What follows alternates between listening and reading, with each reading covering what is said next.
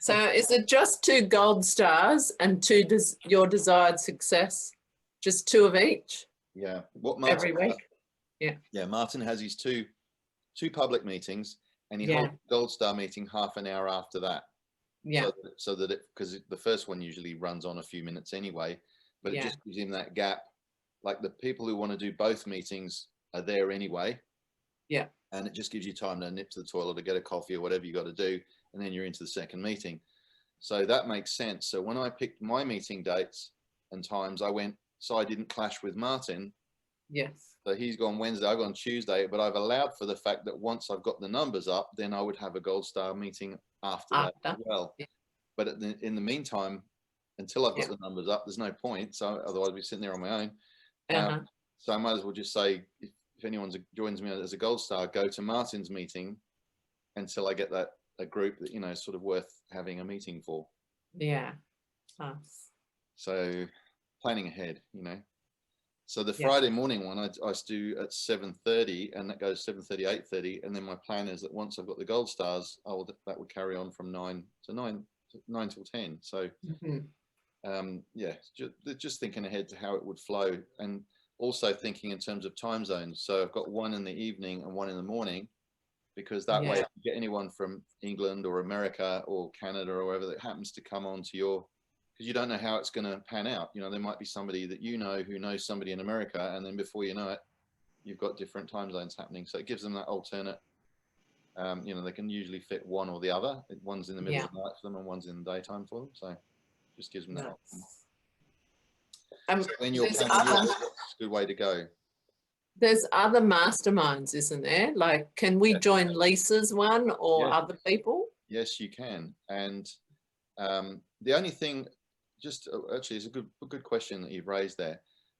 When you're first starting out, I recommend it, actually. I went on to one of, Lisa put me onto Walter's meeting. So she gave me the link and everything, and I went and attended one of Walter's. But for me, that works out at 2 a.m. on a Friday.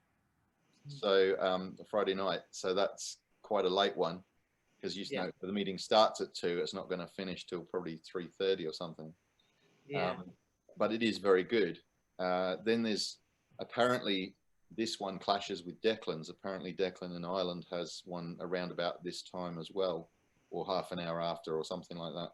Yeah. I didn't know when I started, but I mean, I was just trying to work around Martin. I'm not so worried about the other people higher up the line, because I haven't even really, I don't know Declan really. I've only, you know, sort of been on the same call as him, but I don't really know him at all. Yeah. So we could join Russ's. You could, yes, if he's usually quite amenable to the idea. Some of the people don't want too many people on the call, and just a word of caution there.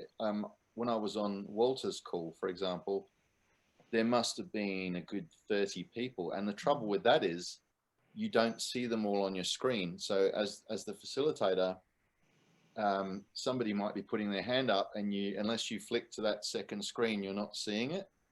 Yeah. And with Russ's, he doesn't use the chat box because he thinks it's distracting. So people haven't really got a means of getting your attention unless you happen to look across at that screen. Does he get a lot of people, Russ? Well, he's got his untraining. I've been going to that occasionally on a Saturday, but usually it's worked out where I can't actually attend, and I've been watching the replays instead.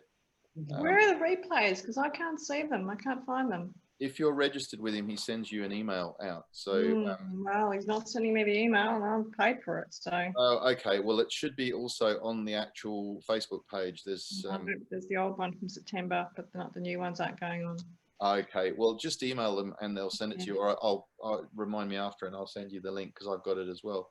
Well, I'll email him because he should be sending it to me. That's good. Yeah, I paid for the first course and I didn't get to attend quite a few because I was away down south and away on holiday, and all sorts of things got in the way. So I've still got loads of catching up to do, but it was good.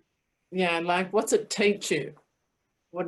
Oh, the untraining is actually, Russ has got years and years of experience in building network marketing businesses and all sorts of other marketing stuff as well. And he's just got a very sort of teacherly way, if that is such a word, a teacher's way of getting across how to do things in a very easy style. he talks about not being attached to the result. And instead of having this agenda where you're thinking, oh, I've got to recruit people, I've got to go and find people to join my thing, you know, and you're sort of trying to force them to join you, because you're focused on that, you're actually going to end up repelling people with that attitude, you know, pushing them away. It's more about just having a conversation with people and listening, and then hearing, as he puts it, for their concerns or what they're committed to. So either their concerns or their commitments. Yeah. And building a conversation around that, and then seeing where it goes. And if the opportunity comes up, you go, hey, would you be open to the idea of looking at something, you know?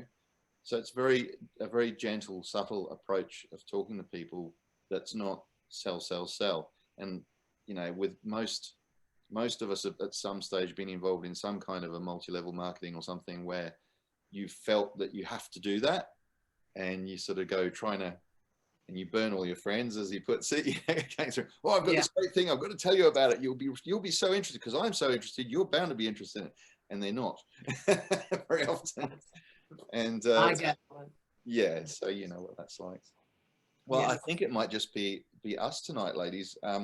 I hadn't actually prepared a full-on topic for conversation. I was just thinking of things in my car, just saying to Veronica, I've just been rushing home from the city, had to go and do a cleaning quote for my cleaning business, and literally walked through the door 5 minutes before the meeting was about to start, and was been in thick traffic. So I'm quite happy to either just manufacture a topic on the fly, or we can carry on just bouncing some ideas, and if you've got questions about things as you have just been, we can carry on like that. Open to whichever way you want to go, but well, I suppose perhaps just for the formality of it, we should do the normal mastermind principles, shouldn't we? Yeah. And what was that thing I wouldn't mind doing that question you last posted, but I can't think what it was. I remember reading it. It was like about 5 o'clock or something. You posted something. Okay, let me just check. I'll just open the documents thing. Bear with me 1 second. I thought it was a good question. I thought you might have brought something around that to the mastermind. I have a lot of good questions. I just can't remember what it was. I'm saying 5, but it might have been 5:30. I don't have all the answers, but I do have a lot of good questions. Okay, so share screen. Let's see.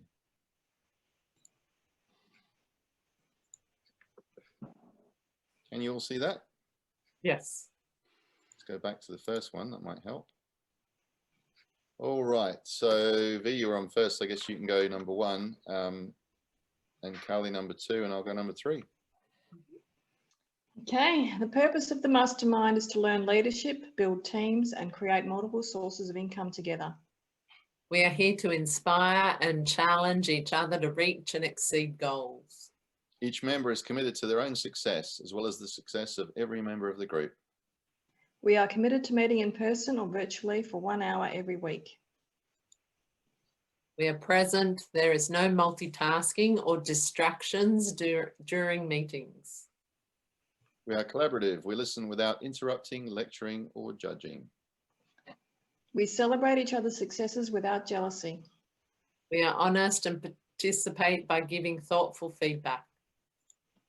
We are open and listen to different perspectives without being defensive or offering excuses.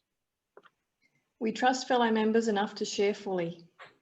We are focused, but we also think it's important to have fun during meetings. Hey, we are real and authentic. This is a no BS zone. We allow ourselves to become completely aligned with each other and the high forces, one mind, one soul, one love. Awesome. Well done. Stop sharing now. Oh, now, what was the question? You asked me a question. So I'll just see if I can find that. Because it was on the Your Ideal Life page, was it?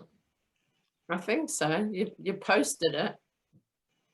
Or was it? Your posts are automatic though, aren't they, Tony? You schedule them, don't you? Some of them are, and I also have some on, so it might have been my personal page. Let's just see what I put on there. I put about thinking, about thoughts. Thoughts are so powerful. Was that on your personal page? And one was about change. My personal page. It was probably an hour ago. An hour ago. Or more. And it was a good question, was it? Well, I thought so. Okay. Can't find it. Just bear with me 1 second and I'll have another look there.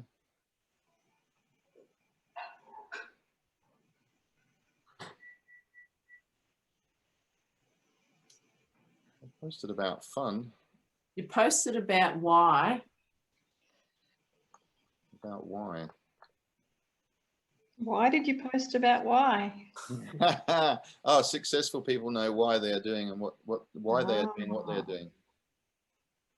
Okay, so on that post, I'd put the first thing on your blank canvas is why. What is success to you and why is it important?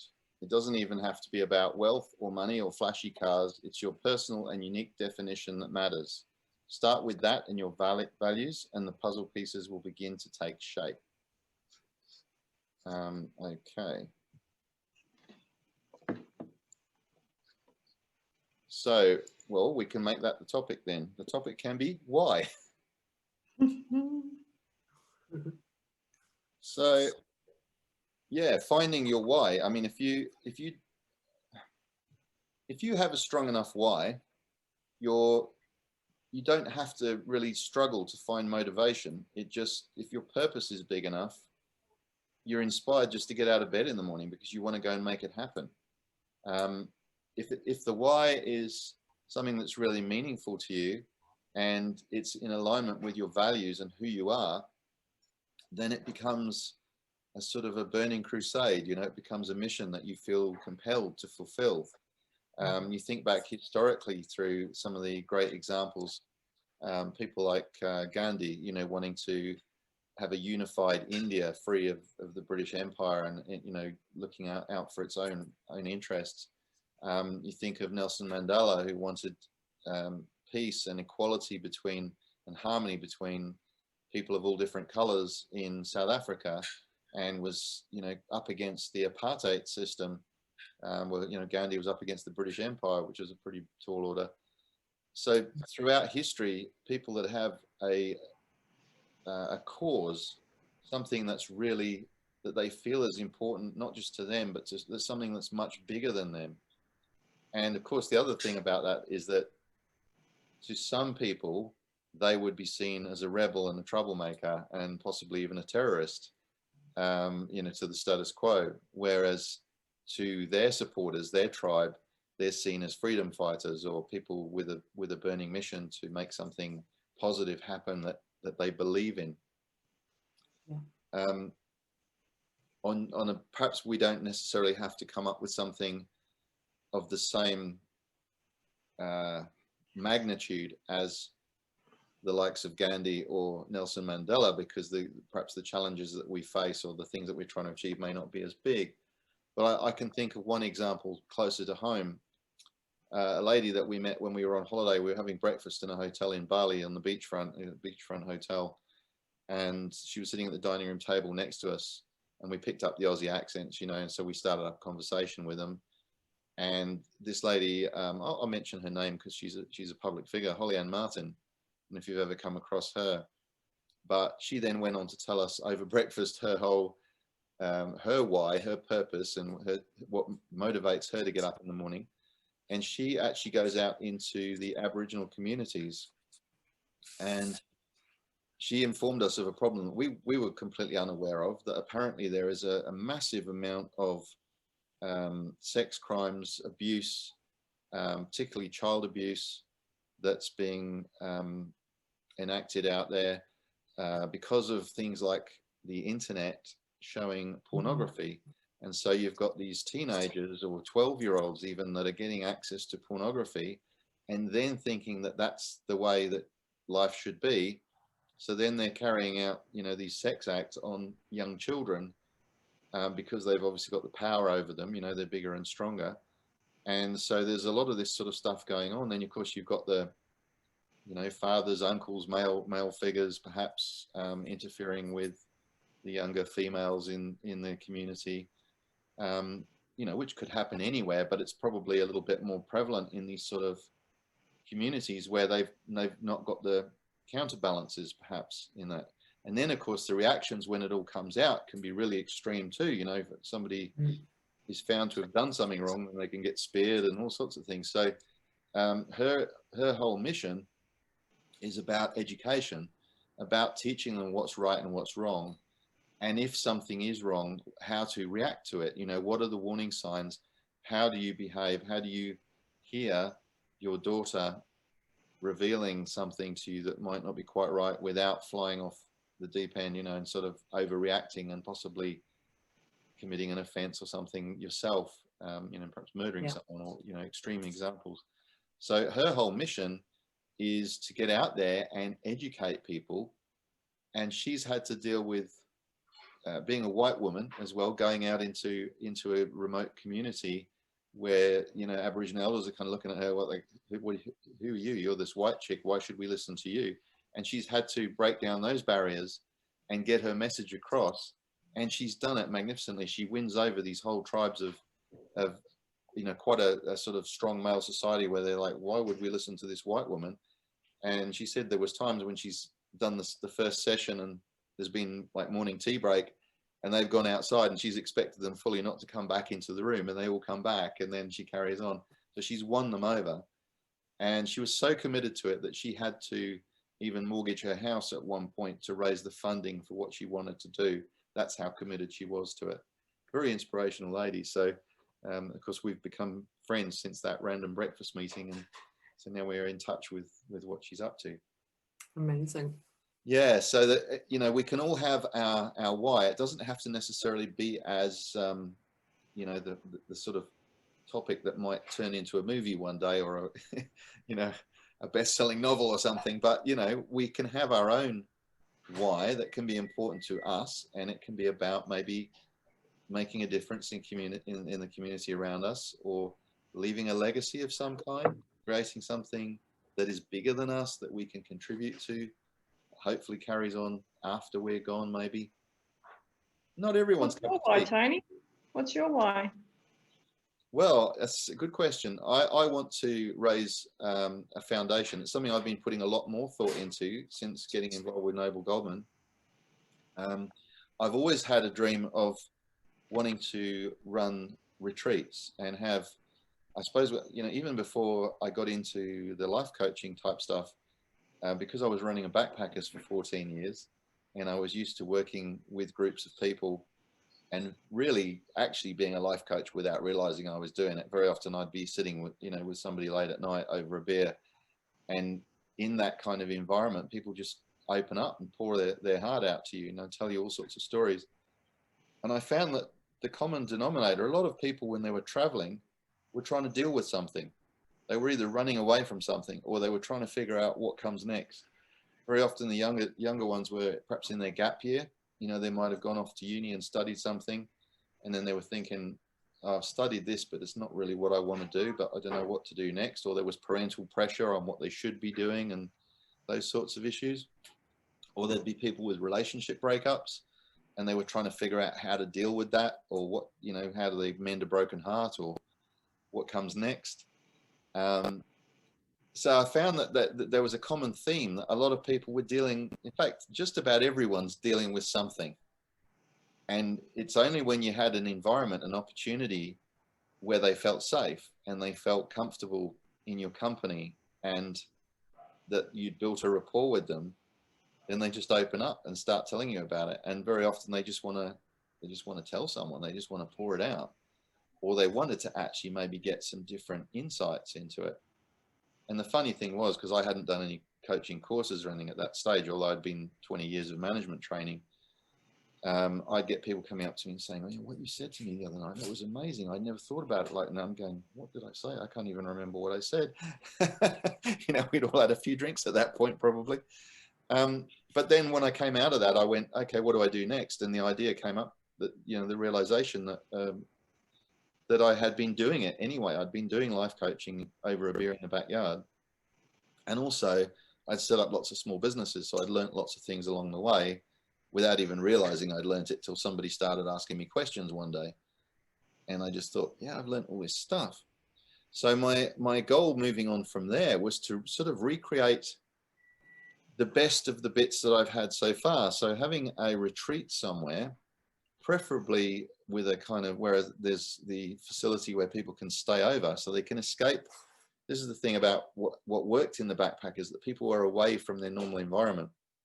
They were in an environment amongst friends, and usually in a fairly easygoing situation, you know, where everyone was just being themselves and allowed to be themselves and opening up to each other and building friendships and openly discussing things. And it's very much like a Noble Goldman on steroids in a way. It was like just a sort of a liberating experience where people could learn about themselves and learn about and maybe explore what was working in their lives, what could be working better, and finding their own solutions to their challenges.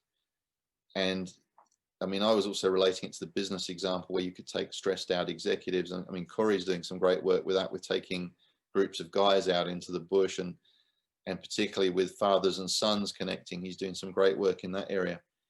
But, you know, you could do couples counseling and things like that as well, because there's a lot of relationship pressures these days, a lot to do with poverty, a lot to do with financial struggles, but also a lot to do with, we've lost the family values that were there, you know, from generations earlier.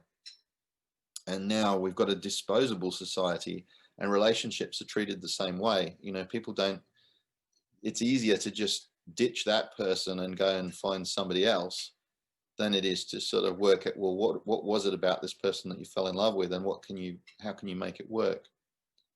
And how can you look at yourself first and go, what was I doing wrong that contributed to that? You know, and how could I be a better person, be a better partner? So my goal would be to create a foundation. And Jo, my partner's doing now metabolic mindset coaching. So she's doing a course where she's helping people with their eating habits, but that are actually tied to what's going on with their psychology. So if you don't change your psychology, if you don't fix what it is that's going wrong in your mind, people are using food as a crutch. They're using eating stuff just to kind of make themselves feel better, or, you know, to deal with depression, anxiety, those kinds of things. So we saw a definite coincidence with what we're doing, that the work that Jo's doing on sort of health and nutrition and mindset, and the work I'm doing with mindset and goal setting and achievement, figuring out what you want out of life, they sort of fit quite well. So and with my tourism background as well, I feel to take people away somewhere where they can really be themselves and really explore these deeper level conversations and come away with some actual outcomes in their brain that they're working towards, some actual goals that are meaningful to them, and some clear strategies on how to achieve them. And if I can do that, particularly for young people, I think, which is what it was in the backpackers, you really have the power to make, as Corey calls it, generational change. You know, if you can influence the young people to be the best versions of themselves, then that could have a real knock-on effect right across our world and, you know, beyond my lifetime. Does that answer the question? So yeah, you and I talked about that, and you definitely had some similar inclusions with what you were talking about. Did you want to share that for Carly's benefit? Yeah, that's kind of out there, but it's kind of something that I don't care if I'm part of it. It's going to happen. And I don't have the skill set for it at this stage. And it's funny how Lisa was talking about the other day with her book, how she was writing it, and as she was talking to people were just showing up and offering help. But I'm finding that all the time that I've been talking about my little dream, no one offers to help, but everyone says, I'll be there when you build it. Yes. And yeah. It's not the same thing at all. What help are So, you looking for though? hey, What help are you looking for though? everything. The See, that's probably financing, the biggest venue, the challenge. building of it, the teaching of it, the running of it, everything, which is why, that's what I mean. I don't have a skill set for it. So I think, yeah, well, we talked about this. I think you're underestimating yourself. I think one of the key things to start with, well, something you just hit upon is you can't do it all yourself. I couldn't do what I'm planning all by myself. I can come up with the idea, the concept, and well, I have done similar things, I suppose, in a way, but so I feel confident I could carry it off, but I definitely need input and contributions from other people. I mean, funding, you know, to raise the funding for it, I definitely need help with that. And, you know, I definitely need an accounting type person to keep track of all that, because that's not my strength. So I think, you know, you'd need to fill in the gaps. Wherever you're weak, you look for other people that are strong, that can complement you. But yeah. the hardest thing is people can't really offer the help if they don't know what it is that you need. Mm-hmm. I actually think with my purpose, and I was looking a little bit about the hero's journey today, and how all of our experiences are like this, like a almost testing ground continually as we move on and we learn things. We're challenged by the things that we need to learn.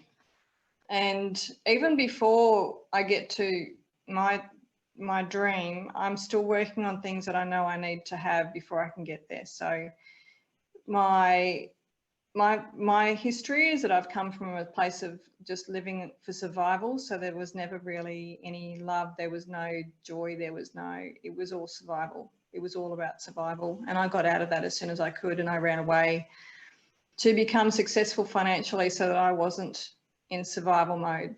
But then it comes back in swings and roundabouts, because I'm here to heal my family. So I have to come back and help them, but help them by healing myself and learning myself, and then learning how to allow them to come along with me without me being pushy. So I'm learning these kind of people skills that I need in order to get to Corner of the Earth, which was still a long way off. And that's why network marketing is a good tool for me, because it's definitely teaching me the skills that I need to go on and you know, define my purpose more. So my purpose hasn't changed, but it, like, the language of it changes, and it keeps getting deeper and more profound and more kind of inclusive of everything that's going on. So, and yeah, I think it's an evolution of what your purpose is, and just to be aware that it can shift, but the roots of it is the same all the way through. Yeah, I think that's another good point, that sometimes we have to adapt to the roadblocks, you know, to the things that come up that we weren't expecting. Going back a few years ago, there was a very real possibility. Joe and I actually were looking at trying to buy a resort in Vanuatu, and we went there on a dive holiday, and you know, on the last day before we were coming away, we were looking around this place that was up for sale. And then I spent about 3 months doing a feasibility study on, you know, that it could become the dream that I'd envisaged of this place that but it would have to, for economic reasons, it would have to double as a tourism resort, as well as the thing that I wanted to do with, you know, the sort of the conference type thing and the escapes and the retreats. So it had to be a blend of those things, because economic reality dictated that. What I'd learned along the way in business, though, was that I wasn't going to start behind the 8 ball, and I wasn't going to pay too much for it and put myself under huge financial pressure to start with.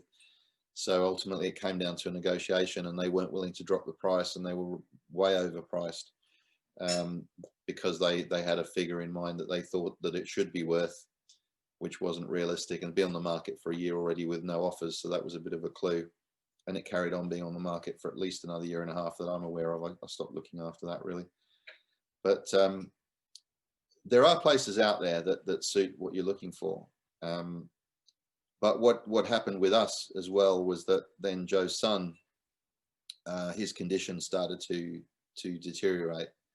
You know, he has a chronic epilepsy, a genetic epilepsy condition plus high functioning autism, and that genetic epilepsy had been misdiagnosed as a lower level form of epilepsy. And then now what we found out is a more difficult thing where he pretty much needs full-time care now. So that obviously changed some of the dynamics around our capability. You know, everything has to be worked around things like how far are we from hospitals and medical facilities and things like that. So those kinds of things can come up that then have to be factored in, you know, that change the ball game quite a bit. But that's not to say that it can't happen, perhaps not in the way that I thought that it was going to happen. And learning, as I have with Noble Goldman, quite a bit about things like your ego. I mean, you made an interesting point there. You don't necessarily have to be the one to do it all, or the one even to make it all happen. I think I'd be a bit hacked off if it all happened after I died. And I didn't get to see it, but that's just my own ego kicking in, I guess. I would want to be in on the fun. I was immediately thinking FOMO when you said that. I don't want to miss out. I want to be in the action and be part of it all, and, you know, enjoying seeing what I've created coming into reality. But definitely you can get other people's input. And one of the biggest questions is to get definitions. The more and you're already working towards this, I've seen the change in you anyway, but getting clarity about your vision and then starting to formulate some kind of a conceptual plan, then you start knowing what questions to ask. Like, well, where exactly do I need the help? What sort of help do I need from people? What are the areas that I'm not strong at that I need some outside help from? And then you can go and ask the right person, knowing what it is that you're looking for from them. When you haven't figured out the questions to ask, yeah, people will say, oh yeah, I like the sound of that, but oh yeah, when you've got it all done, let me know and I'll come and join in. But unless you actually say, well, you're good at this, could you help me with this? Oh yeah, then I can, you know. But you need to know first. They're not crystal ball readers or mind readers. And that's definitely something I've got to work on as well, is because I don't ask for help. I've never asked for help. Ah. There's never been help, so how do I ask for it? Well, there's a paradigm shift. Yep. People will help, you know. They're not just because that's been your experience up till now. What's that old saying? Your past doesn't have to equal your future. Yeah. You can design a new future for you, and when you change and your expectations change, it's amazing how the power of the universe kicks in. Once you've set a goal and you're really motivated by it, once your why is strong, people start, it's the law of attraction, people start turning up out of the blue. You bump into them at a party or something, or they just, you know, you bump into them in the street, and then suddenly you're having this conversation and you go, that's exactly the person I was meant to meet. And they've got the skill set that I'm looking for, and they're willing to help out. You get guided to these people. It's just, it's almost like they're angels in some cases, you know. Once you are clear and once you've got your mindset straight, they'll turn up. Yeah. And you'll be knocking them back. You're like, where were you when I needed you? They were always there, but they were waiting for you to be ready, and then they can come forward. It's powerful stuff. Okay, Joe, Carly. Yeah, you can use either name. I can't remove it. It won't let me. Normally it lets me, but anyway. I'm a bit like you, Veronica.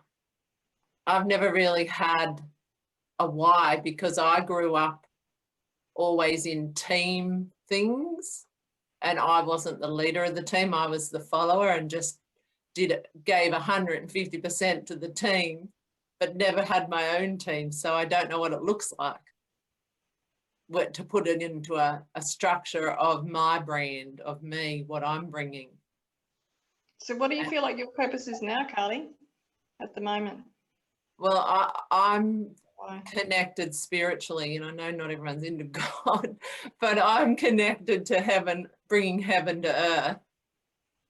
And the only way to do that is through your heart. And so I awaken people's heart consciousness. And so I don't know how to brand that really. Because, I mean, there's a lot of people out there doing that, but I've never been a computer person, like all of the internet sunny recent. And so it's all new. So I'm a bit like you. I haven't really worked out how to promote myself in a way. Yeah, I'm struggling with that at the moment because it's like, now do I start an actual personal brand website so I can link everything up that I'm doing? How do I do this? I'm trying to put it on LinkedIn and it's all just looking confused, and you're confusing the market as well. So it's like, Yes. And like, I started my coaching yet because I don't really, where am I going to put that, on LinkedIn or Facebook or what? I don't know. yeah. That's something that came up this morning on the call. I think you were still on it. I'm not sure. Yeah, that was Melanie, wasn't it? Melanie, yeah. Yeah, Melanie. You were both there for that. So where Melanie's got, and I related to this so much, but she's got 2 or 3 different things going on. And V had this challenge for a few years when she was describing herself, if you don't mind me saying so, as a wellness accountant. And most people, and I watched the reactions of people when you said that, and they're going, what on earth is a wellness accountant? What does that mean? And so it can work one of 2 ways. They're either curious enough to go, I don't understand. Can you explain that? And then you've got a conversation. So it could be a good marketing point if you look at it that way. Or it's just, I don't get what you're on about, don't understand, can't be bothered to find out. And then, you know, you don't attract them. They go, they just think, don't get what she's on about, you know. So it could go either way for you. The marketing experts would probably say, you know, you've got to package it in such a way that people understand what it is that you're offering, but in a unique way. So it's a bit of a double speak, really. It's a bit of a contradiction in itself. Yeah. Yeah, because who wants heart consciousness? Most people would go, well, I know my heart, but I'm talking about heart consciousness where you're in bliss. And not many people have reached that. Only Oprah, Mark Santos, people that have done a lot of spiritual work.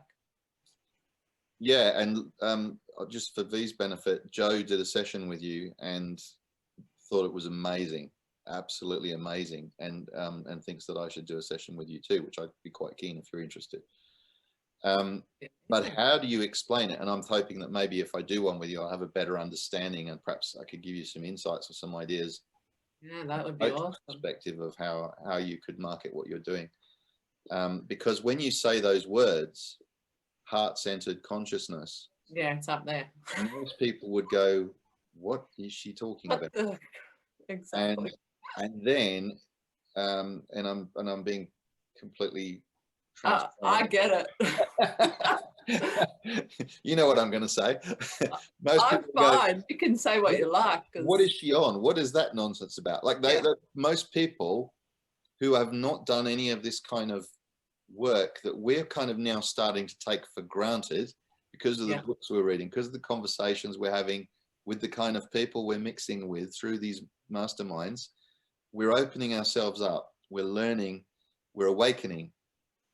The majority of the population is not. No. And so it's going to be a challenging one. But I think if you can package it in a way that it makes sense to people, it may come down to the terminology. I mean, I get what you mean when you say, I completely get what you mean. But I would say a lot of people would just go, huh? What? Why would I want that? Yeah. And so, and there's a key point with marketing. These gurus, they say, the marketing experts, that what people are really interested in is the old WIFM concept. What's in it for me?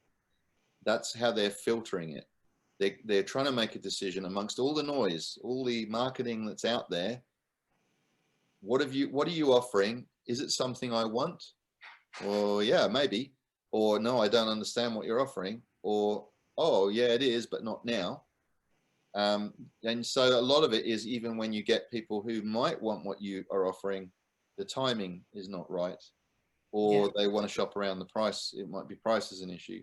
Well, there's so many buying decisions, you know, locality, depending on, well, now the internet's broken that boundary. Everything I can do is online. I do healings on people and they're asleep in America. Wow. And they wake up different. They went to bed with a problem. I do a healing and they wake up and they say to me, I don't know what you did in the healing while I was asleep, but I'm a totally different person this morning. Wow. See, now, one of the things you need, and I'm saying this as a coach now, as it was a mentor rather more than anything, is you need testimonials. You need people because they can do the marketing for you.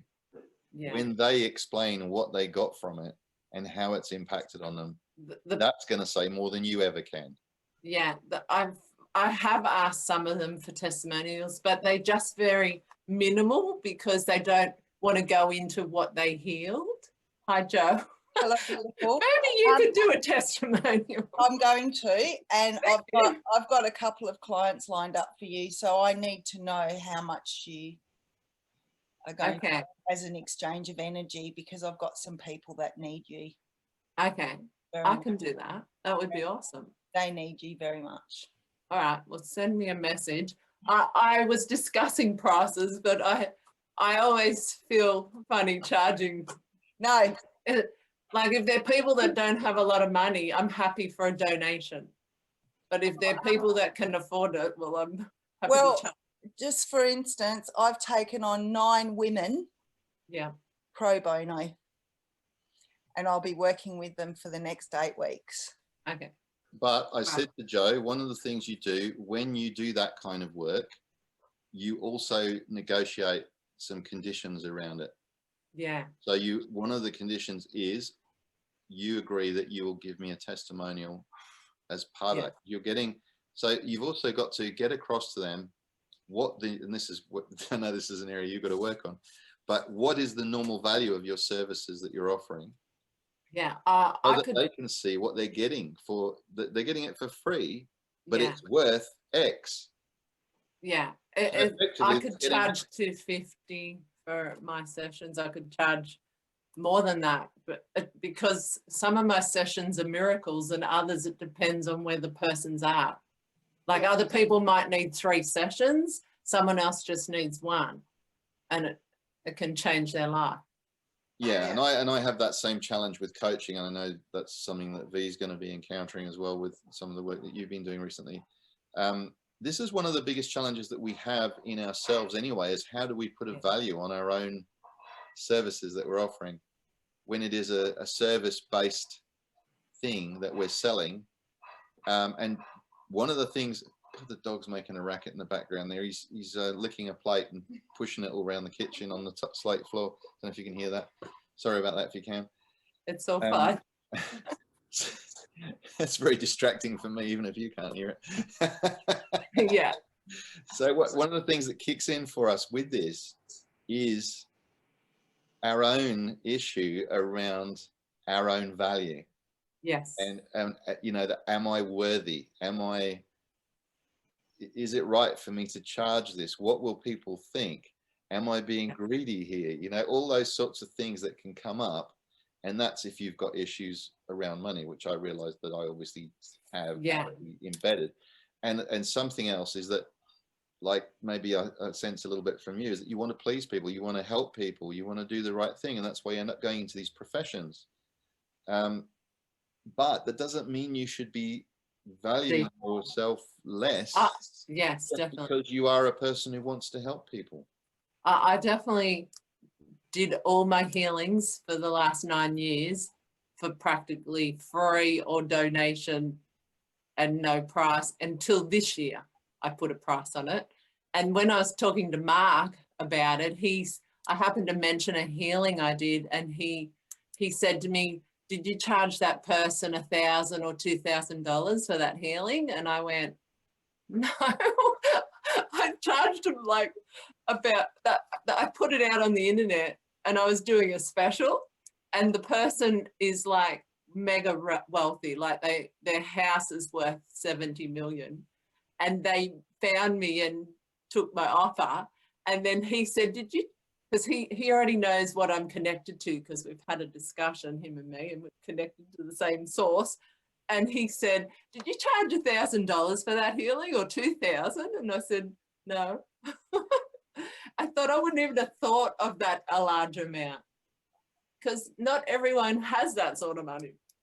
I know people do have that money, but not everyone does. Like, I would rather charge enough money that if the person can't afford it, they just give me a donation of what they can afford, what they value it at.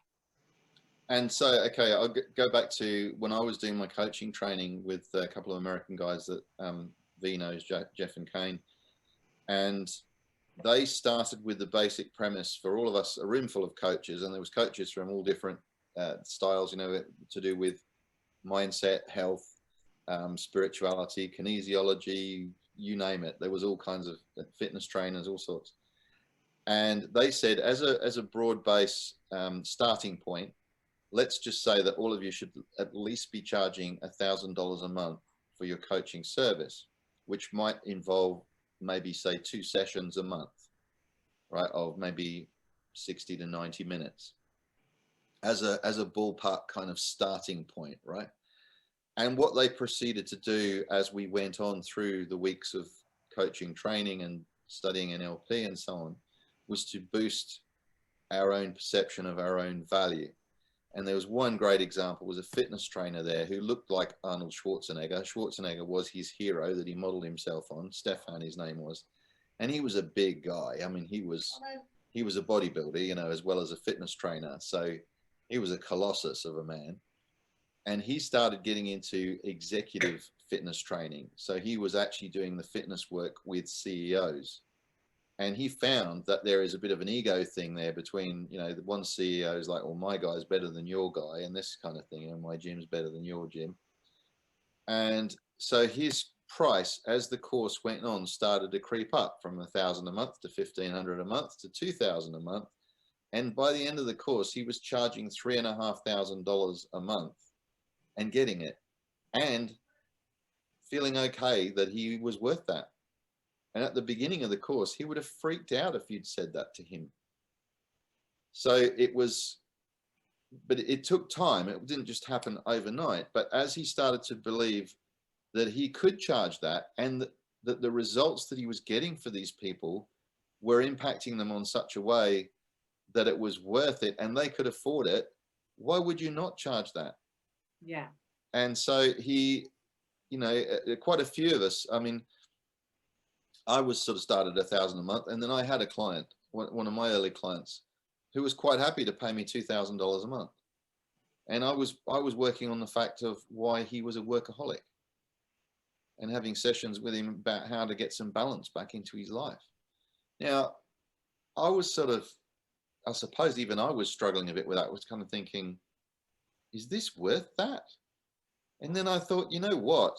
Let's say, for instance, he didn't do anything about it, and his marriage broke down, which it was being affected by his obsession with working and building his business. So what if his marriage broke up? What would that have cost him? Now imagine if they had divorced and he'd had to, you know, sell the house and pay things out and pay maintenance or whatever, you know. Well, it could be hundreds of thousands of dollars.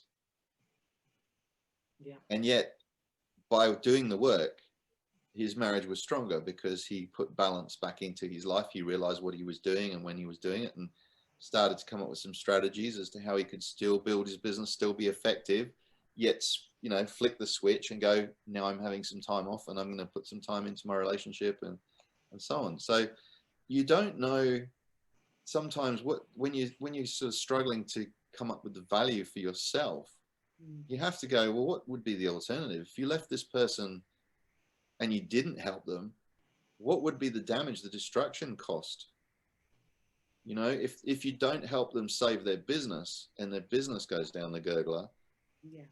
V, you're an accountant. I'm sure you've had some clients that if you hadn't stepped in and pointed some things out to them, they'd be bankrupt. Yeah. Maybe not straight away, but they were going that way, weren't they? And so you go, well, what would that be worth? And suddenly it maybe puts a different perspective onto it. You know, I had, even going back to before I was ever charging for it, you know, as I was mentioning about when I was in the backpackers, and I do remember one in particular where this young lad had all sorts of problems with his family, and there was this complete breakdown in his family where they just were not communicating with each other, and he wouldn't call them because he just didn't want to confront it. It was just too difficult. And we sat down over a beer one night late, and we end up, you know, people, you start off with a big crowd and then it sort of, they drop away, and then it ends up there's just a couple of you chatting, you know. And I remember talking to him about, I don't know exactly what I said, but it was advice around how to heal those relationships, and that if he didn't take some action and do something about it, nothing was going to change. It needed somebody to be the first person to make the move, you know, to step out there and put yourself out there and go, make the phone call. What's the worst that can happen? You know, if things are broken now, they can't really get any more broken than that, than non-communication. So what if you did say, pick up the phone and make that call, and, you know, here's some of the issues, here's some of the things you could say and how you could get around that. I can't remember, I coached him through some different, mostly it was just asking him questions and then saying, well, what else could you do? Or how else could you say that? Or what would be the effect if you said this, or you tried that? And like I said, I don't remember the whole conversation, but what I can tell you is that I do remember that he made that call and he did reconnect with his family, and it was huge, and he was so appreciative. And it was things like that, that when I was thinking after 14 years of having that business, and I go, what the hell am I going to do with myself now? What can I, and I was like a blank slate, you know, I could do anything, but I really didn't know what to do.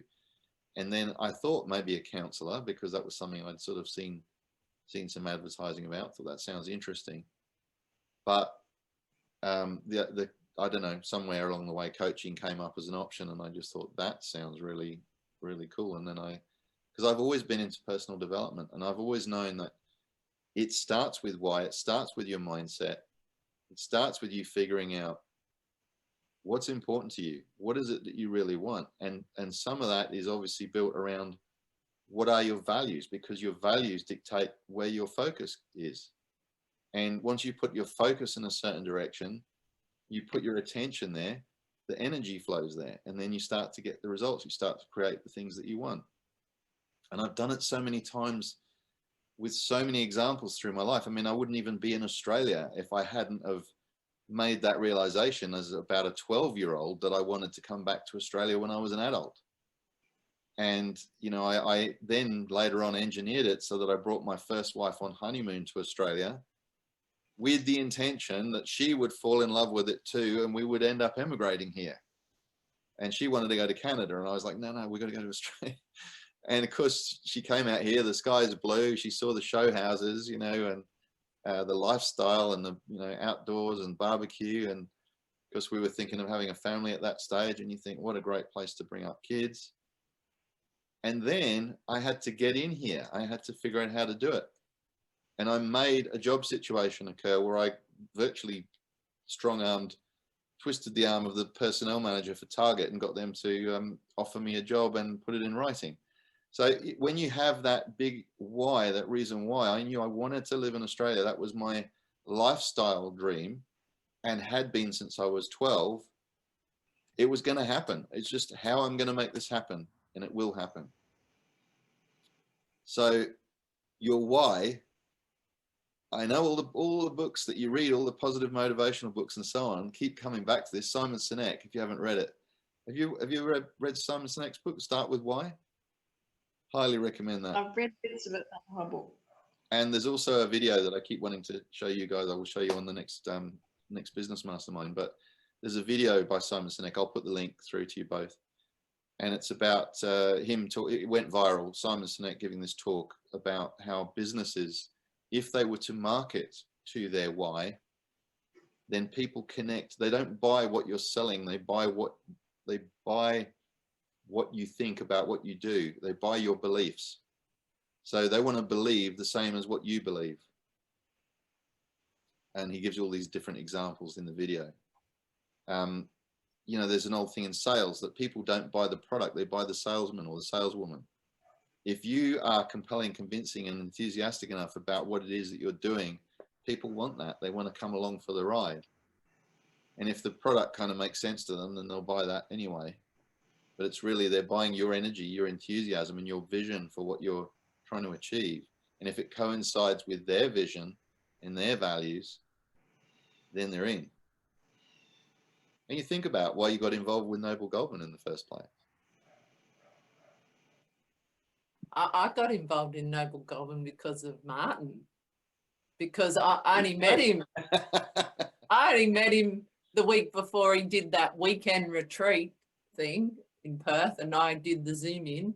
Yep. And he was so much like me in his honesty and his values while he was teaching, that I thought, this guy's amazing. These are the kind of people I like hanging around. And so then I don't know how I found his link to Desired Success, but I thought, I'm going to check that out because he's so fully vulnerable, seen, shiny, conscious, heart-centered. They're the kind of people I love hanging around. So that's how I got to the Mastermind. Excellent. Have you told him that? Yeah. Yeah, he asked me, and I told him. That's honestly why I got involved too, but slightly different. I knew Martin from probably going back maybe 6 years ago now, thereabouts. And I met Martin at a business networking breakfast.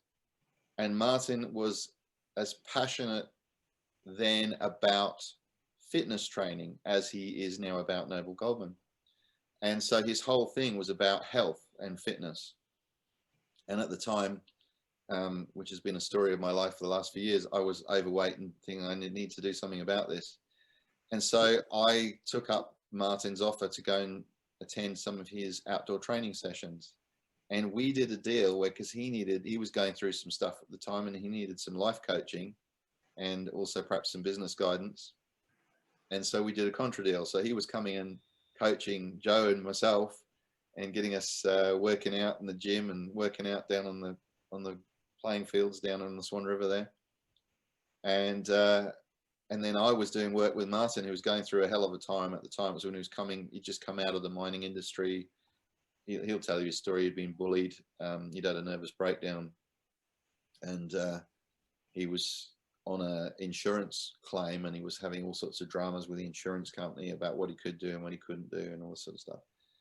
But he was at that point, that crisis point, a turning point where he's like, what am I going to do now? And then we started doing some work together on this whole concept of energizing your mind and your body. And we actually had a business name we came up with, was called Energize Mind Body. And there was a whole group of us that were collaborating on it. Martin's partner, Dave, and a few other people, various other people that came and went, different ones. And that was 6 years ago. But ever since then, I've always kept track of what Martin was up to, even though we sort of drifted apart a little bit for a couple of years there. But I mean, he came to our wedding.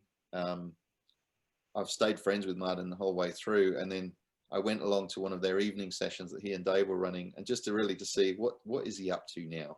You know, I knew he was into this whole laptop lifestyle type thing, but I wanted to see how he'd progressed and where he was up to. And I was impressed. He'd become a presenter, a very confident and eloquent presenter, and quite professional. And then he contacted me about Noble Goldman, and at first I was like, oh, here we go. Is this another one of these network marketing things that Martin's been into in the past, you know? And I was a little bit skeptical, and I was busy, and I was like, yeah, I'll look at it later. I'm a bit busy at the moment, you know. And then he sort of persevered and said, I'll have a look at this, come along to a mastermind. And it was when I went on to one of the mastermind calls that I went, wow, now I get it. I see what he's up to. And this is the community, the tribe that I've been looking for, is people who want not just more for themselves, but want to achieve more for the community and more for other people going forward. Something they want to collaborate and come up with, how can we improve the world and leave it a better place than when we found it. So I identified with the why of Noble Goldman, and then when I listened to Mark speaking, I was absolutely hooked, because Mark really, really has impressed me, because his values and his ethics just ooze out of him. You know, he is absolutely genuinely authentic. And I say that because I've listened to the way he is with people, the way he communicates, the way he answers questions, the way he doesn't put anyone down or judge anybody, or he's not frustrated by people asking what might seem like a stupid question. He's very calm. He's just very consistent and genuine with what he's doing and why he's doing it, and his desire to help people. So that infiltrates right through the whole organization. And that's why not everybody is going to be attracted to this, because not everyone's thinking along these lines. And there will be, I'm sure, quite a few people who come along to a mastermind and think, what's this all about, and don't get involved. But we're not there for everybody. We're there for the people who are, like he said this morning, there's a funnel. We've got a funnel that's filtering some people out who are not ready, who are either not interested, they're too busy at the moment, they're too distracted, they've got other stuff going on in their life that's getting in the way. Maybe they're not ready now, but maybe they will be ready at some stage in the future, and they will come back. And he's had plenty of instances people have come back. So I think the key thing is, and you asked a little bit about Russ before, what Russ is trying to do is along the same lines as Mark, is to draw out of people to think bigger, to dream bigger, to reignite the dreams you've let go, the dreams you've kind of given up on, and rebuild your self-belief that you can make them happen. Yeah. And you don't have to do it all on your own. You've got the support of some amazing people that you're putting together around you, who are all willing to help in any way they can. And that's, I don't know, I think that's quite unique in a lot of ways. I've been involved with a lot of multi-level marketing things over the years. I've tried different things. I've always felt that there was some good things about all of them. So I have to say that. I'm not putting any of them down, really. They all had their own purpose and their own reason for being.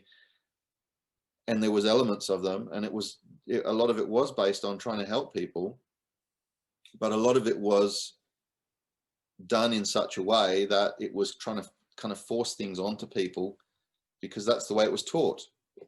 You know, it's just a numbers game. You've got to make a list of everybody you know, and then you've got to call all these people. You've got to tell them, I've got this thing, and you need to look at it. And what's it about? Oh, I can't tell you. It's a secret, but we'll just have, sit down, trust me, and we'll have a talk. And all this, some of the techniques that were done in the past. And I was out there drawing circles on whiteboards to wheat belt farmers, with Omega Trend and things like that back in the day, and getting everyone excited and all, pumped up. We can do this. And they're reading positive books. And then a week later they quit because they've actually got to do something and it's too hard. So I think this, as I said at the meeting the other week, for me, this is about building a network of people. And I say network in the sense of, a group of friends is a network. It's about building relationships across the world. And once you've got those relationships in place and that team in place, then you go, okay, what are we going to collaborate on? What do you like doing? What's good for you? And everyone can choose from their own options of the menu there, what suits them.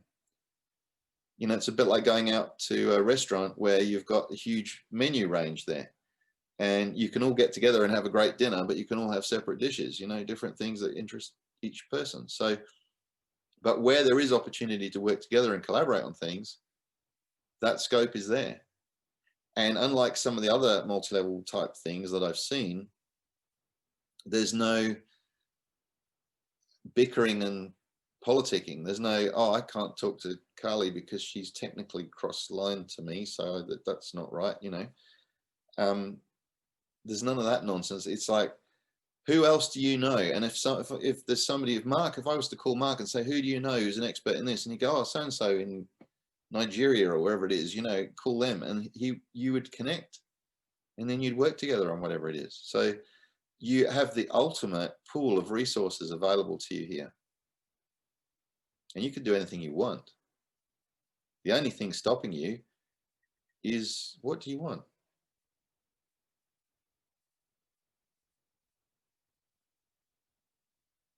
So what do you want? And why? All right, I'll go then. I want $1 million in my bank account. Yep. And more than that. But I know it's not a numbers game, because I've never ever thought I could have $1 million, and I dreamt it. And because I dreamt it in my heart consciousness while I was sleeping and woke up and it was in my heart, I believe it. What will you do with $1 million? What does it mean to you? I'm happy to leave it in my bank account, because it's actually going to be more than that, and it'll just keep remaining at a flow so that I can keep doing what I want to do and help anyone in the world. Like, it's like a value thing. Yeah. For my personal value, but at the same time, it will support me to have the team, or the if I'm on stage somewhere, I've got the right team to come with me, because there's always going to be that flow in my bank account that supports whatever I need to pay for to be on a stage. So I'll put a question to you then, if I may. Yeah. Who do you need to become, if anything, different to what you are now, which you may not, but if you were to have to become something different, who would you need to become to make that happen? That's a good question. The only thing that comes to me is, I think I've got to own my angel self. Mm-hmm. Because I worked as an angel for 7 years, and a lot of people have told me that people aren't into angels, but I am one, so I need to own it. Like, I didn't just come from heaven for no reason. And how does that manifest in a way that other people could understand that have not been exposed to anything like this? In what way are we talking manifest? It's an energy thing. I can call on any angel from heaven, and they fully represent as through me. So you are channeling energy that you can bring to bear to make an impact on people's heart, their psyche, their soul. Yeah. To make them think differently, act differently. Yeah. And fully love, like, to return to loving themselves, accepting themselves.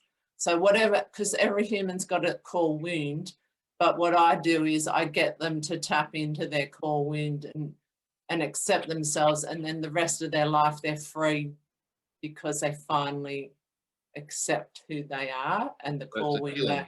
A healing process then. Yeah. But like, a friend of mine had a car accident, and she asked me, could I sweep her? And the next morning she just woke up with, like, her car was a write-off. And the next morning she woke up with just the bruise on the strap from the seatbelt and nothing else wrong with her. Mm. And after that, years later, probably that was a good 6-7 years ago, I saw her about a year ago, because she lives in Orange, so she's not near me. And she said to me she still connects to me ever since then, because she had a brain tumor and she thought of me, and she uses me to pray to heaven. And she got healed from her brain tumor, and now is back driving a car and back at work teaching. So the biggest thing from a marketing point of view that I see is that you need those stories. You need because when people hear the stories, and Yeah. there are several of them, and particularly when the stories are being told by the people who are actually the ones who it happened to, or that received your gift, that's when it becomes real for people. Yeah. And the reason that that's so important is that there are so many charlatans out there who, you know, might claim, I can do this, just, you know, send me your $1,000 and I'll heal you. And that, you know, we know that that goes on, in particularly in America and so on. And that therefore there's a certain amount of suspicion out there in the community as to, yeah, what a lot of nonsense, it's just a, you know, a scam or whatever. But when you have actually demonstrated it, which you have, and you can back that up with stories and testimonials, then what you get is, what if she could help me? Yeah. And so it starts with that curiosity, you know, and then, well, what have you got to lose? Give it a try. Exactly. And like when I did the healing for her with the car accident, I could feel angels touching my skin while I was doing the healing. Now, I did the healing in a distant healing. She was at her house. I did. And I could feel, I knew I had the archangels in the healing with me, doing the healing with me. Like anything I needed them to do, I just asked them and they assist. Now that is a lot of woo-woo for a lot of people, but I know it's real. So your why is about helping as many people as you can with their spiritual healing and healing their core wound, that the wound that we're talking, a shadow or an emotional core wound that a lot of people have had since they were young. Like, I'm not sure what yours is unless you told me, but whatever yours is, if it's self-worth, I heal that, and then the person has a new experience for the rest of their life. It no longer affects them, but it underlines every effect they've ever had from childhood. And what if they don't know what it is? Well, we find out what it is. Okay. So do you feel that you have now been able to articulate and get clear about what your why is? I just help my why is bringing humanity back into balance with the yin and yang energy, and the only way to do that is in the heart chakra. So like, it wouldn't matter who I'm sitting in front of, I have them in a safe container and bring them back into their body in full sovereignty of their yin and yang. Yeah. So that's your, in a sense, that's your mission, that's your purpose. I reconnect them. If you're looking at it from a business point of view, then need to break that down into a strategic sort of plan as to how you're going to get that message out there, how much is enough, or have some sort of milestones to work towards, to that you've got progress towards what you want to achieve, because you're not going to bring the whole of humanity back into balance tomorrow, not unless you suddenly manage to get onto Oprah Winfrey or something and you had billions of people watching you doing it. Yeah. And like, there's lots of people doing it. That's entirely possible. But, you know, there would have to be some stepping stones towards that. I don't necessarily think it would be a miracle. I think that it's quite conceivable. Could you see yourself being interviewed by Oprah Winfrey and sharing what you've just done on the national television, international television? Sure. Why not? Exactly. I don't know. Why not? Why not you? Why not you? If other people have. Yeah. I don't know. I've never really thought that big, but why not? If she wanted me to, I would. And so there's the thing. A lot of us, we don't think big enough. We allow the knocks of our lifetime, you know, the stumbling blocks and the wounds, to limit our self-belief and to settle for less than who we can be, what our potential is. Yeah. What if you did remove those barriers and you went for your potential? What could that be? How big could it be? Yeah. I guess I don't need it to be Oprah, I guess is my point. Yeah. That's what I guess. Maybe I'm not thinking big enough. Excuse me. Maybe you got something bigger in mind. Well, it could be Oprah, but I don't need it to be, because to me, I've already met avatars and they're bigger than Oprah. Yeah. I was only bringing her up as an example of one of the best known marketing forces that I know. If you can get the Oprah interview, that will, you know, then you've become instantly famous, you know, worldwide. Yeah. So, okay. So I'm just conscious of time, because we've, I mean, I'm happy to carry on, but I'm aware of your time and I don't want to keep you ladies longer than you feel compelled to be here or that you're getting something out of it. So we're talking about our why and why it's so important that we work on our why. V, what's come up for you as we've gone through this session? Has it changed or expanded any of your thoughts about? My why was pretty clear already, and my purpose is clear. I'm just needing to work on myself before I can do anything about it, really.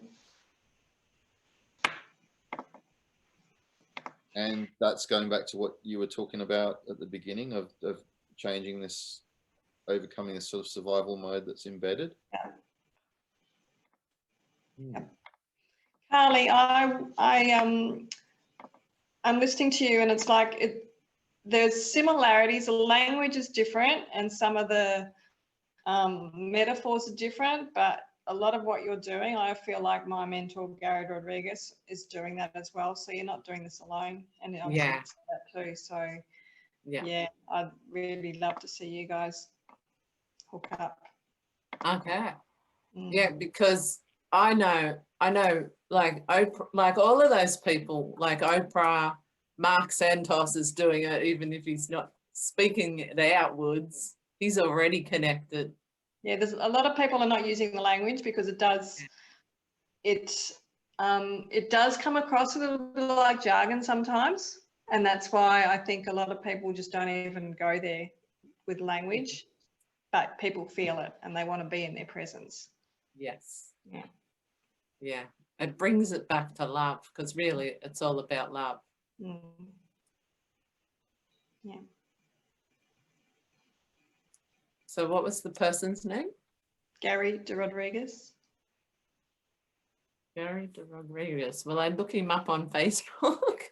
He doesn't do a lot on Facebook, but there are a couple of lives on his page. I will send you a link to one of the lives. You can have a look at what he's on about. And like, he only got on the lives because a business partner, Janny, that he's working with, she's big on the Facebook live. So it's almost like an interview that they were doing together. So yeah.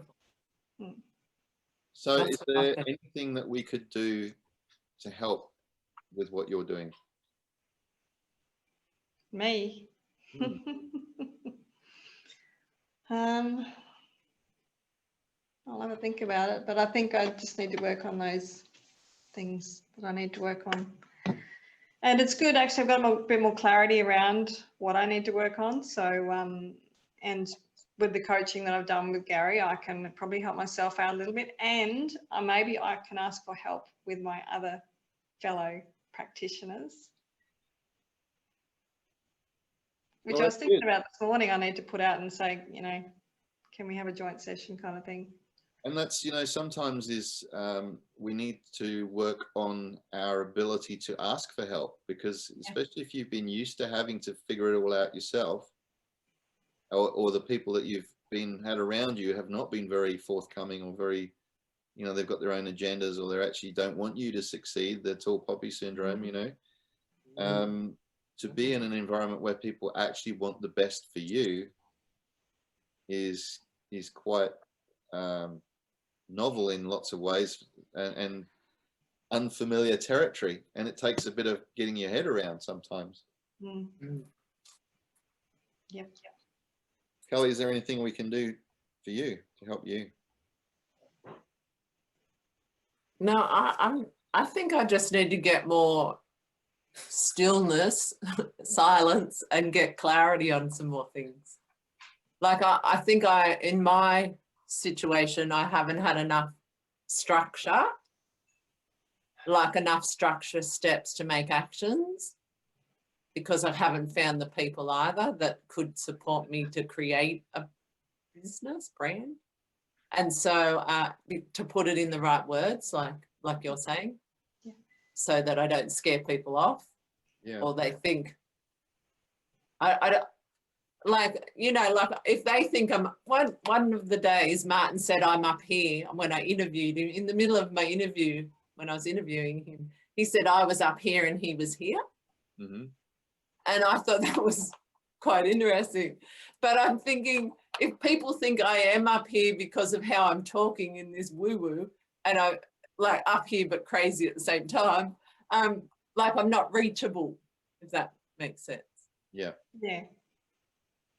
Yes. Well, that's about harnessing the practicalities of marketing what you're doing. When it is a conceptual thing, we've got to bring that concept into the realm of the people who have to understand it. Yeah. So we've got to kind of dumb it down in a sense as to how people can actually get their head around what it is that you may be able to do for them. And that's really what they're interested in, is what can you do for them? Yeah. And then if we've got some case studies and some testimonials, they can relate to the stories and those other people. Oh, that lady had this problem and you helped her. Well, I've got a similar problem. Maybe you can help me too. So it's that kind of thing. Even if they don't completely understand the process, they can get that you were able to help someone like them. Therefore, you could maybe help them. That's the conclusion that you were trying to get across. Yeah. Yeah. And obviously at a price they can afford, and you know, in a way they can work with, and so on. But these days the internet's opened that right up, that we're all able to communicate all around the world. So perfect. Can I ask something else?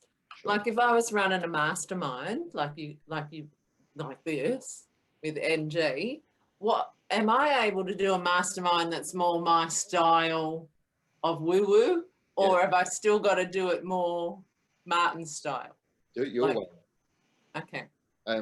I suppose I've just followed Martin's example of, I at first thought it was a bit strange, and now I've got used to the idea that I think it's a good structure to go through those principles at the beginning, because I think it just reminds us of things like valuing everybody's opinion, not cutting anybody off, not dismissing anybody, which we all get because we've been on these numerous times. We probably don't need to do it. But if anyone new is turning up or listening to a recording of it, they've got the framework for it. They've got the understanding as to what we're trying to achieve here. It's the intention of the meeting. Yes. And then, but how you go with the meeting, I have a policy of rigid flexibility, as we said a few times. So if I've got a topic that I want to cover, that's one thing. But if somebody has a completely different topic and that's, you know, important to them, or it's important to the group, I'm market driven, as it were. I go wherever people need to go, and it's the same with the coaching. I had an idea of what we could talk about tonight, but it all fits together one way or another, and it all seems to come up with whatever you need to be working on at the time. I don't know if you found that, but it's certainly been my experience. It doesn't matter whose mastermind I go on or who's on the call, there's always somebody who says exactly what it is that I need to be working on at that moment and that time, that I need to get that lesson, or I need to hear it from somebody different. It may not even be anything I've heard that I haven't heard 1,000 times before, but the way they said it or the way that they applied it, suddenly it makes it burningly relevant to me right now. And then I go away and think about it, or I act on it and I go, wow, that was something. So I think that you attract that. I believe that that's the process that we're all going through, is being there for each other at the right moment when we need it. And the lessons are there. The lesson might blow past us, you know, we might not pick it up, but it's there. And if it does, usually it's there again on the next meeting, just in case you missed it, you get slapped in the face with it. Yeah. Yeah. Very good. Yeah, you can run when you have a mastermind, you've got enough people. I mean, for me, enough people is as long as at least one person turns up. I'm not sitting there on my own. I had meetings this last couple of weeks with Stan where nobody else could make it, and we were able to do one-on-one sessions. And one, we covered a topic that I'd planned to talk about, and we had a really interesting discussion about it. And then the second one was actually, again, he was the only one who turned up for different reasons. Other people had cancelled that meant to be there. And it became more of a coaching call, one-to-one with him, about me helping him with stuff that he was trying to achieve in his business or where he was going. And that's fine too with me. I don't mind. And look, if nobody turns up, I might just record a video or something. I don't know. We'll see if that happens at some point. But now it's given me the impetus to go, I've got to now start talking to more people and try and figure out how to get some more people to come along to these meetings. But I want them to be the right people. I don't just want numbers for the sake of it. Yeah. I want people who are in the right headspace, that are wanting to learn and wanting to apply the wisdom and wanting to grow. Yeah. And then those people will add their own unique value to everybody else as well. Yeah. What? I've got a question. In that comment you just made of what you want, have you clarified what kind of people? Yeah. The exact type of people? Probably not well enough. And that was one of the things that Russ covered in his, he calls it untraining, because he's basically trying to knock out of you all the old, any whatever residual network marketing type things you might have lodged in your brain about how you're supposed to act, or how you're supposed to think, or what you're supposed to say to people. You know, got to have a script, otherwise, oh, well, how can I talk to them if I don't have a script prepared and all this? No, you just have an actual meaningful conversation with a human being, you know.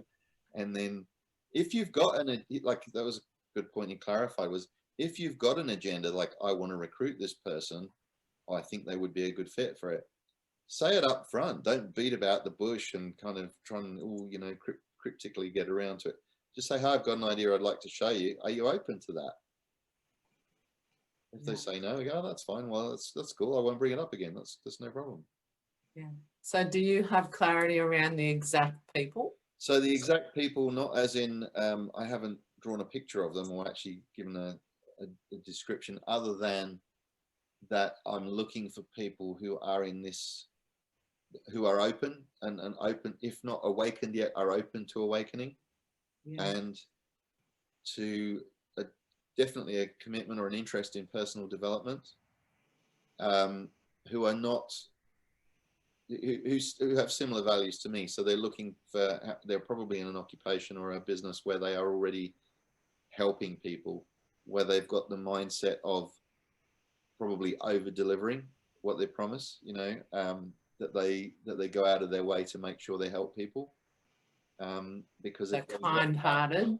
Kind-hearted and honest, and heart-centered, yeah, honest, authentic. Trustworthy, yeah, authentic.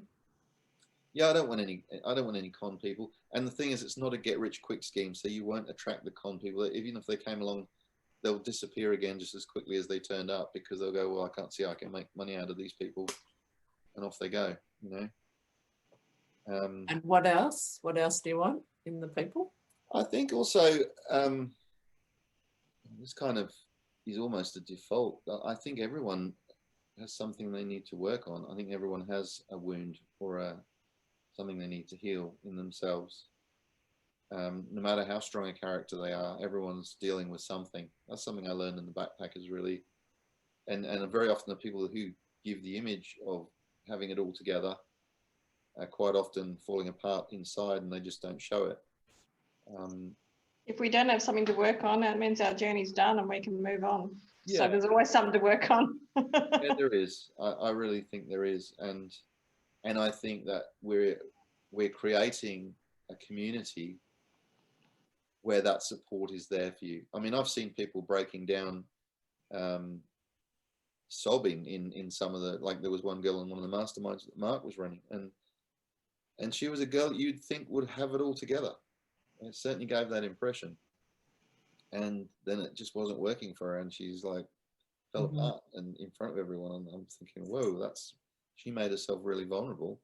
Yeah, and it was okay because she felt safe to do it, and everyone was supporting her. You know, she got so many messages of love and you know, support and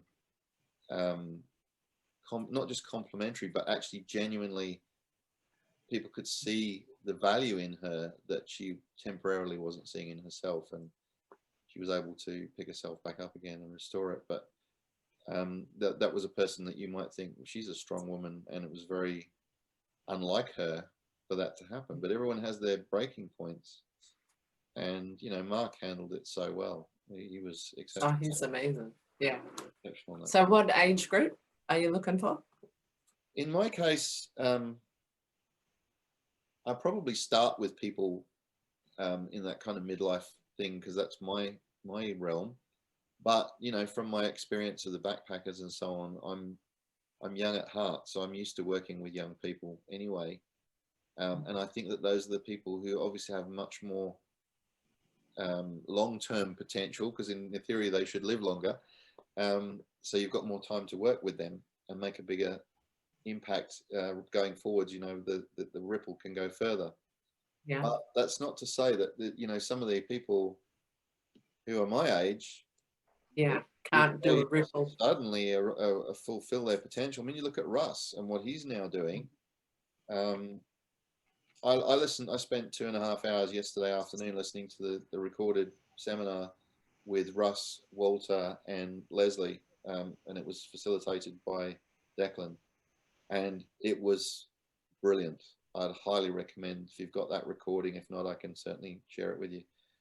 2.5 hours is a long session, but I've got pages of notes, and there was nothing mind-blowingly out there that I hadn't read somewhere or heard before, but it was the combination of those three wise heads, yeah, and bouncing off each other and just encapsulating a message that's right for this moment, for us and what we're doing and where we're going.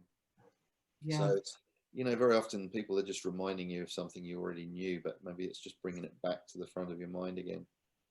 Yeah. To your focal point, you know, because we all need reminding of things. Yes. Yeah, we're all here to witness each other and be a mirror. Yeah, and and then we're get also to learn about ourselves. Yeah. And grow. You see, while we're doing one thing, we're not doing something else, and we're always, it's like balancing all these, juggling these balls in the air, and you know, we're getting all this right, and then this thing down here is slipping, and you've got to go back to that one. You know, or spinning plates. You know, you see the example of the guy spinning. Keep the plates spinning. You know. Yeah. It feels like that in life these days, that we've all got too much stuff going on. And yeah, like you said, silence. We need some silence and some reflection, and we need some reminding of why our goals matter to us. Yes. Why our why matters to us. Back to the starting point. Yes. Well, I have to go feed my cats. They're starting to annoy me. And that is the perfect moment at which to say, Okay. perfect. Perfect. Thank you. So, Thank you, Veronica and Tony. Thank you for your contribution tonight, and it was a great discussion, and I hope that you will get something out of it. And please, if there's anything I can help you with, do shout out, and that's what we're all here for. Okay. Thanks, Joe. Thank you. In the other room, but I'll pass it on. Thank you. Bye. Thank you.